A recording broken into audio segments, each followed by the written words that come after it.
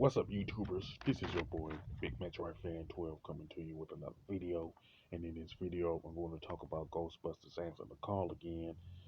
And it's connected to the fact that Paul Feig pretty much did an interview, and they did discuss Ghostbusters Answer the Call, and essentially Paul Feig and at least one of the two women pretty much blamed the fact that Ghostbusters Answer the Call failed on Donald Trump and stuff like that.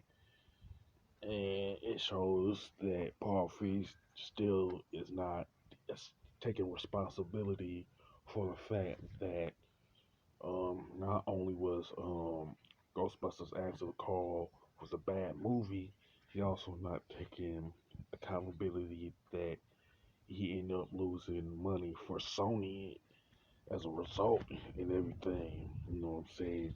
And let's face it, Ghostbusters Answer the Call was an epic fail, but it had nothing to do with the 2020 election, the fact that Donald Trump won. You know what I'm saying? And to be honest, nobody was even asking for this movie to begin with. You know what I'm saying? And and another issue is that Paul Feig wasn't even the right person to be directing a Ghostbusters movie anyway. You know what I'm saying? Regardless if you're talking about a reboot or another sequel, you know what I'm saying? He just wasn't the right type of director to be directing it and to be co-writing it either. You know what I'm saying? And the fact that the bond pretty much proved it. Now the question is, why did it fail? Now it's pretty obvious why it failed, but I'm going to give a few reasons as to why it failed. There's other reasons that can be mentioned besides the reasons that I'm going to mention. But the reasons why this movie failed is because the script was bad. You know what I'm saying?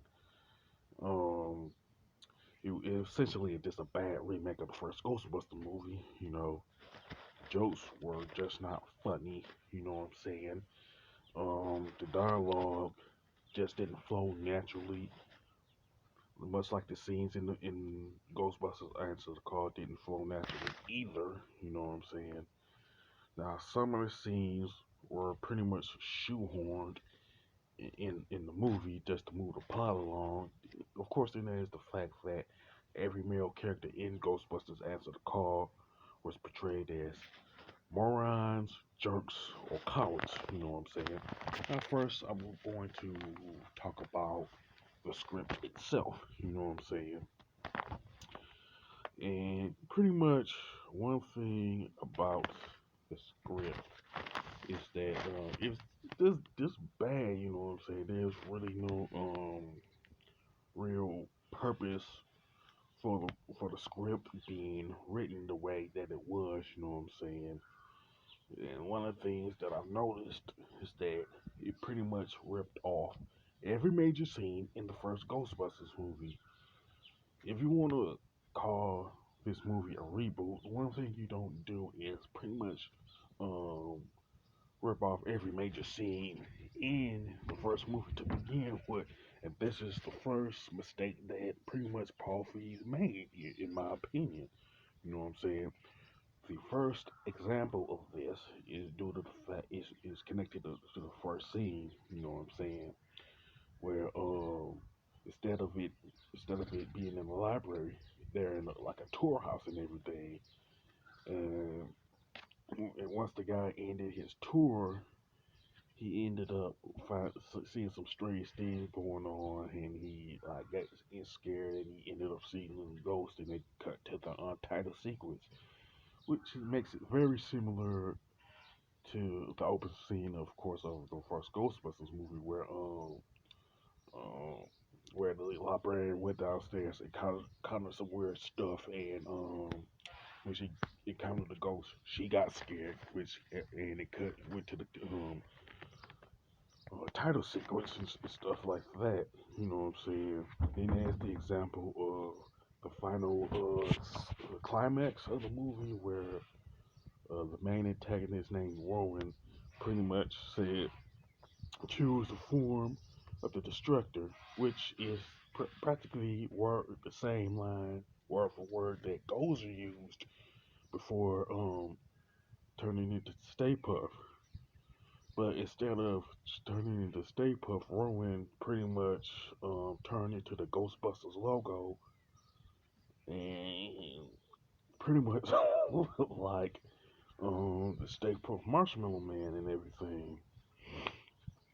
The thing about it is that he just had this Paul Feig just didn't have no original ideas at all when it comes to the script. You know what I'm saying? So the script was just entirely bad. You know what I'm saying?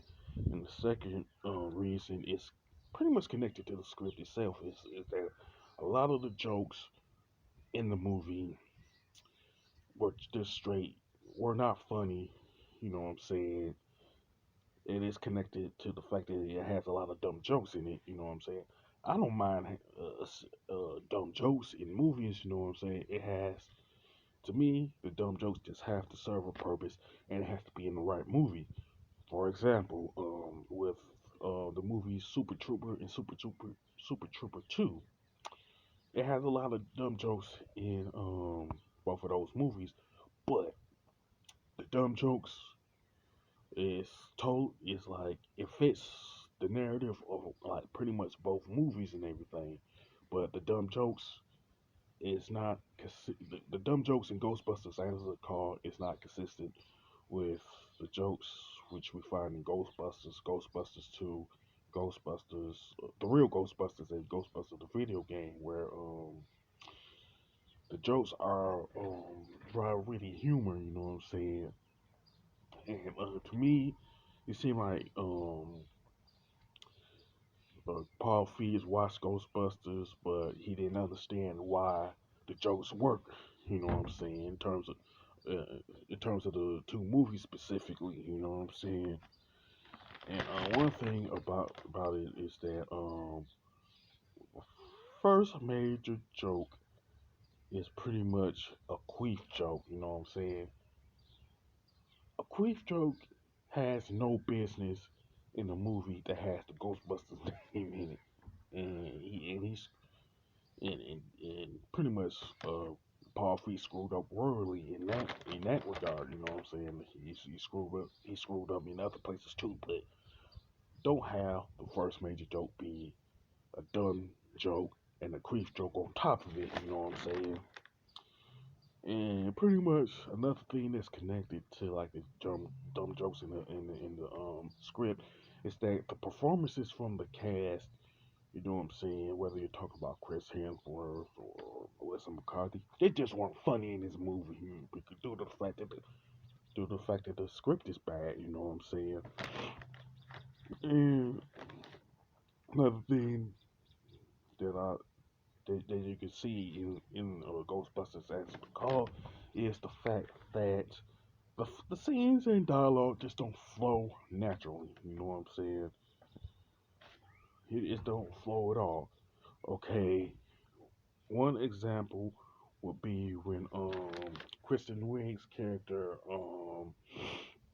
like Aaron pretty much confronted Abby, which is Melissa McCarthy's character, about a book that they wrote that was being sold on Amazon. She pretty much found out about it, but Aaron, it is, while looking on the internet, when she actually confronted Abby about it, she wanted her to take it off Amazon and everything because she said it made her look like a crazy person and all that. And and when Abby pretty much stopped the flow of the conversation by complaining uh, um about having one wonton, which was supposed to be a joke. That wonton joke ain't funny. You know what I'm saying? It wasn't funny at all. I don't know why that's a running gag in the first place. You know what I'm saying? He just the fact that Paul Feig wasn't no didn't know what he was doing and everything.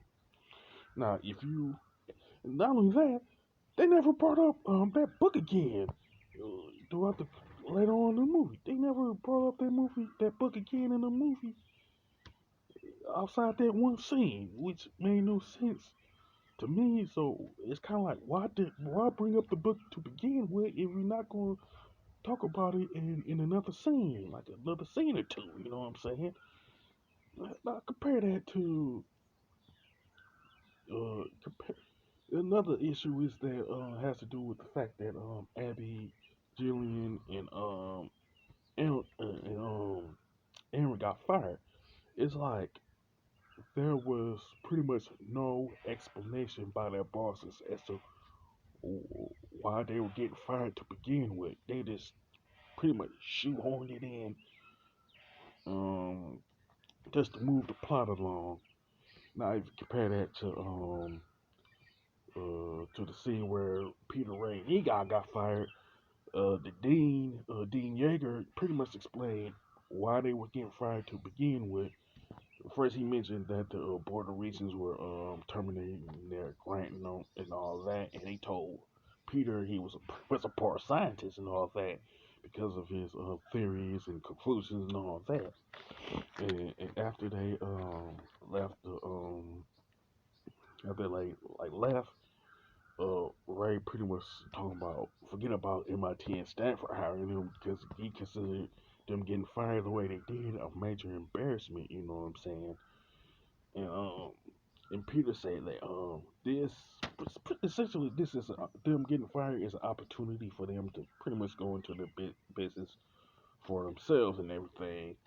And Ray pretty much asked the question where they gonna get the money from for the containment unit. He honestly Peter honestly admitted that he didn't know, so they ended up going to the bank um, where he pretty much took a more, I think it's like two or three mortgages on his house to get the business going and everything.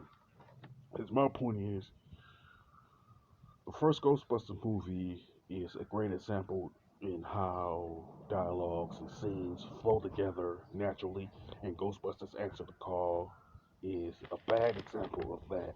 You know what I'm saying?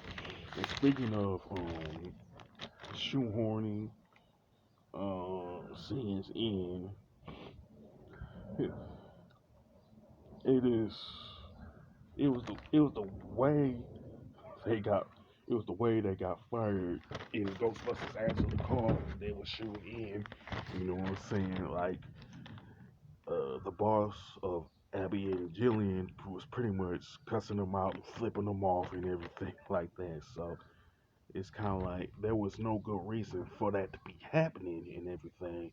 And another aspect of the movie, in terms of Ghostbusters Answer the Call, that was shoehorned in has to do with Patty, that was portrayed by Leslie Jones. Now she had a job working for the subway system and everything, and she pretty much quit her job to join the Ghostbusters. You know what I'm saying? So somebody asked, why is that? Why do I think that it's shoehorning everything? Because for starters, Patty did not have a legitimate reason to quit her job to join the Ghostbusters and everything. And plus, Abby, Julian, and Aaron pretty much had no reason to hire anybody else to join them to begin with. You know what I'm saying? Because they didn't when Patty joined them, they wasn't getting any calls or anything like that. You know what I'm saying? The first coach that they encounter is after they hire Patty. You know what I'm saying? Now, when you compare that to the first Ghostbusters movie, the reason why Winston was hired to begin with is because after Peter Ray and Egon caught Slimer, that's when they got busy to the point where they actually needed a fourth person to help them out to catching the ghosts. You know what I'm saying? So this is another issue that Paul Feig failed in. You know what I'm saying? Then there's of course, the fifth reason due to the fact that all the male characters in Ghostbusters Answer the Call was portrayed as jerks, morons, and cowards and everything like that. Now, the first guy, the tour guide dude, was the one who of course, got scared by seeing the ghost. It was also mentioned in a few scenes later that he soiled himself and crapped his pants and everything when he saw a ghost.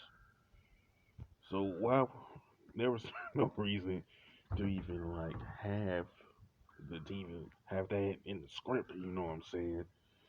But it's kind of like when you look at how the male characters were portrayed, Paul Feig was showing his bias and hatred towards men. You know what I'm saying? And pretty much, if you now you could trash that with the rest of the other two movies, the video game, the 2009 video game, along with the real Ghostbusters. Um, when you look at female characters, you have Dana Barrett and Janine and Alyssa Milano's character. Um, all three of them were portrayed in a positive light and everything.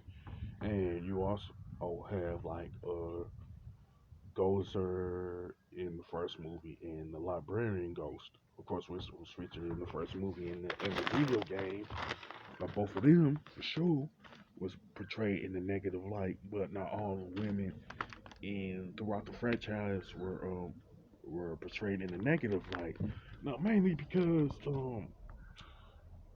Harold Ramis and Dan Aykroyd wouldn't have gotten away with it to begin with by the feminists back then. Plus, they wasn't thinking in that way while they was writing the script in the first place. You know what I'm saying?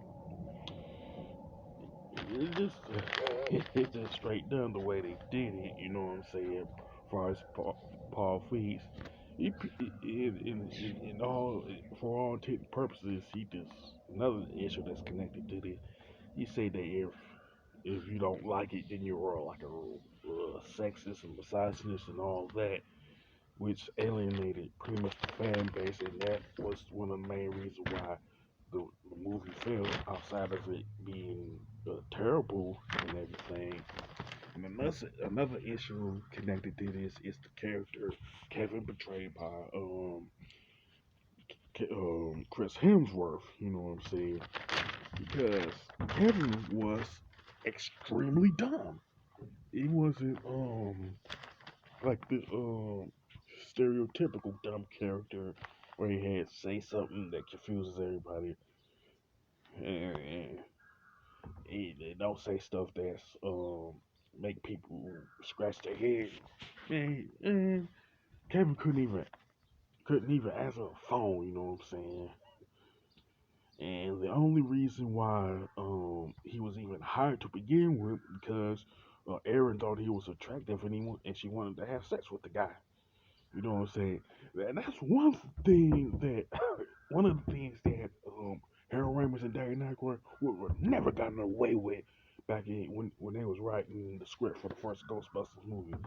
They want to when it comes to Janine, they didn't want to portray her like they wanted to portray her as a smart, sassy woman who didn't take no crap from her. You know what I'm saying?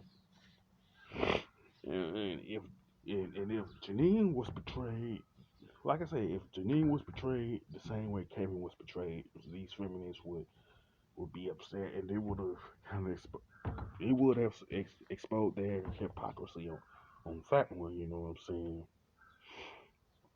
And like I said, they people like Paul Feig was the main one saying this along with the feminists. If you don't like this movie, you're a sexist, which is pretty ironic considering how all the male characters were portrayed in a negative light. So it makes Paul Feig a hypocrite, Melissa McCarthy a hypocrite, pretty much the feminists a hypocrite and all that. You know what I'm saying? Let's be honest about it. They're all hypocrites on this one. You know what I'm saying? Now, to be truthful, Paul Feig just don't want to admit that Ghostbusters Answer the Call is a bad movie, and he don't want to take responsibility to the fact that it bombed and everything. And to be truthful, Paul Feig reminds me of Rimmer from Red Dwarf due to the fact he got a absurdly inflated ego, and that ego won't allow him to admit that Ghostbusters Answer the Call is a terrible movie that he co-wrote and directed. You know what I'm saying? And instead of accepting responsibility for that, he wants to do the blame game, calling people sexist and misogynist for not liking them this major turd fest, or blaming Trump for winning the elections, which is stupid in and of itself because the election has nothing to do with Ghostbusters Answer the Call being a turd fest and failing in the box office and everything. To, to be, but in reality, Paul Feig is the main reason why Ghostbusters Answer the Call failed. Not not the fans, not the election, not Donald Trump. So so get your head out of your behind, Paul Feig. You know what I'm saying? Because Ghostbusters Answer the Call is essentially an awful by the numbers remake of their first Ghostbusters movie, pure and simple. With that being said, you can sound off in the comment section about what Paul Feig said last week in terms of why he think Ghostbusters Answer the Call failed. You know what I'm saying? With that being said, if you like this video, don't hesitate to click the thumbs up button. Don't forget to subscribe and hit that bell notification button. This is your boy Big Metro Fan 12 signing off.